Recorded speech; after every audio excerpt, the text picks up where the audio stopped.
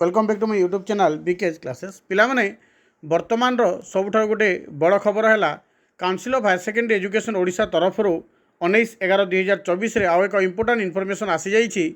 जो पिलामाने एनरोलमेंट करि पारि नाहंती एनुअल हायर सेकेंडरी एग्जामिनेशन 2025 पई बा जो माने फॉर्म फिलअप करि पारि नाहंती सेमानंको पई डेटटा एक्सटेंशन हो जाइए जोटा कि एक्स रेगुलर पिलामानंकर जो फॉर्म फिलअप डेटटा कौन रही पिलामाने 20/11/2024 रु 25/11/2024 पर्यंत रही जाइए माने दिया जाइए तांकर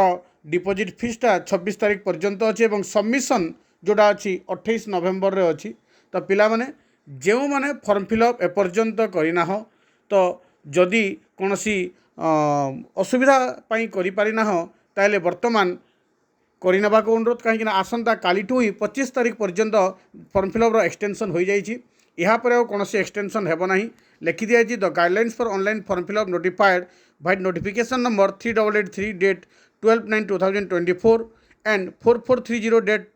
1/10/2024 remains unchanged. This is the last chance for the students to fill up form AHS exam 2025. Beyond these dates, no further extension of dates will be allowed. Clearly mention कर दिया जाइए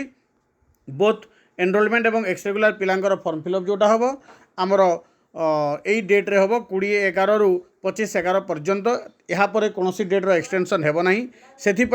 आमर जो मैंने भी फॉर्म फिलअप करि पारि नाहंती से माने यही डेट सुधा करने को अनुरोध नचेत परवर्ती समय से परीक्षार वंचित हेबे। Thank you, goodbye and all the best.